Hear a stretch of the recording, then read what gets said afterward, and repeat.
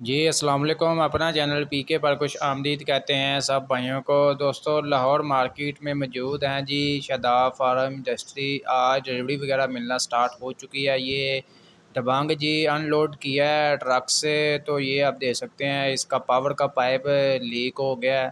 यानी कि अनलोड करते दौरान ही जो है पाइप लीक हो गया। ये चेक करें नीचे, मतलब पावर का ऑयल वगैरह जो है नीचे भरा हुआ है। मज़ीद अभी इनसे पूछते हैं जी भाई से कौन सा पाइप इसका लीक हुआ है, कुछ मालूमात वगैरह लेते हैं।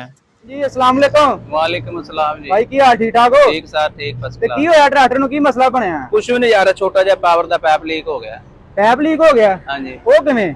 ਬਸ ਪਤਾ ਨਹੀਂ ਉਹਨੂੰ ਮਸਲਾ ਬਣ ਗਿਆ ਥੋੜਾ ਜਿਹਾ ਪਾਵਰ ਇਹ ਦਾ। ਖਲੋਤੇ ਖਲੋਤੇ ਲੀਕ ਹੋ ਗਿਆ? ਹਾਂਜੀ ਤੇ ਕਿ ਉਤੋਂ ਲਾਇਆ ਅਜੇ ਤਾਂ ਲੀਕ ਹੋਇਆ? ਟਰਾਲੇ ਤੋਂ ਲਾਇਆ ਤੇ ਲਾਂਦਿਆਂ ਨਾਲ ਪੈਪ ਲੀਕ ਹੋ ਗਿਆ। ਕਿਹੜਾ ਪੈਪ ਲੀਕ ਹੋਇਆ? ਪਾਵਰ ਦਾ ਅੱਜ ਸਾਹਿਬ ਪੈਪ ਦੇ ਆ ਜਾ ਇੱਕ ਮਿੰਟ। ਇੰਜਨ ਆਇਲ ਹੈ? ਨਹੀਂ ਜੀ ਪਾਵਰ ਦਾ ਹੀ। ਆ ਯਾਰ ਤੇਲ ਡੁੱਲਿਆ ਥੱਲੇ। ਪਾਵਰ ਦਾ ਡੁੱਲਾ ਜੀ। ਪਾਵਰ ਦਾ ਇਹ ਪੈਪ ਦੇ ਆ ਜੀ। ਉਹ ਕਿਹੜਾ ਪੈਪ ਦਾ? ਇਹ ਪੈਪ ਹੈ ਜੀ, ਇਹ ਪੈਪ ਹੈ। ਅੱਛਾ ਇਹ ਪਾਵਰ ਦਾ ਪੈਪ ਹੈ ਜੀ। ਇਹ ਲੀਕ ਹੋ ਗਿਆ। ਕਿੱਥੋਂ ਲੀਕ ਹੋਇਆ? ਇਹ ਲੀਕ ਹੋ ਗਿਆ ਜੀ। ਲਓ ਆਹ ਦੇ ਹਾਲੇ ਭਾਈ ਨਵੇਂ ਟਰੈਕਟਰ ਦਾ ਲੀਕ ਹੋਣ ਡਿਆ ਤੇ ਅੱਗੋਂ ਫਿਰ ਕੀ ਕਰਨਾ? ਉਹਦੇ ਬਾਅਦ ਤਾਂ ਘਾਟਾ ਹੋ ਹੀ ਜਾਂਦਾ ਜੀ। ਆਹੋ ਚਲੋ ਹੋ ਤੇ ਜਾਂਦਾ, ਪਰ ਕੰਪਨੀ ਨੂੰ ਜੇ ਚਾਹੀਦਾ ਨਾ ਯਾਰ ਕੋਈ ਚੰਗਾ ਬੰਦੋਬਸਤ ਕਰ ਲੇ।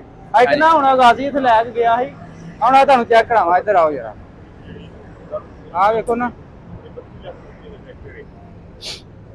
ਆਹ ਭਾਈ ਆ ਜਿਹੜਾ ਇਹਨਾਂ ਪੈਪ ਲਾ ਦਿੱਤਾ ਹੈ, ਬਿਲਕੁਲ ਲੋ ਕੁਆਲਿਟੀ ਦਾ ਪੈਪ ਲਾ ਦਿੱਤਾ ਤੇ ਉੱਤੇ ਨੜੰਗ ਕਰ ਦਿੱਤਾ। बाकी दोस्तों डिलीवरी वगैरह मिलना स्टार्ट हो गई है। गाजी भी अज मतलब आ 480 बंदे का बुक करवाया है, उन्होंने मिल गया। गाजी भी तकरीबन गाजी की डिलीवरी जी है वो थोड़ी सी रुकी सी, मजीद वो भी मिलना स्टार्ट हो गई है। दबंग भी मिल रहा है। तो बाकी जो है 2-3 दिन के अंदर अंदर जो तुहानू ट्रैक्टर वगैरह मिल जाएगा। भाई काफ़ी ज़्यादा परेशान ने। तो बाकी भाईजान कोई नहीं, अल्लाह खैर किया। जिथे इन्ना वेट किया, एक अद्धा होर दिन वेट कर लो तो अल्लाह खैर किया, कंपनी तुहाडी छेती जान छड्ड देगी। तो बाकी दोस्तों जे अज दी सूरत हाल वगैरह ठीक है जी। मजीद अपडेट लई साडे चैनल नूं लाजमी सबसक्राइब करो तो साथ दिते गए बैल आइकन नूं लाजमी प्रैस किया करो।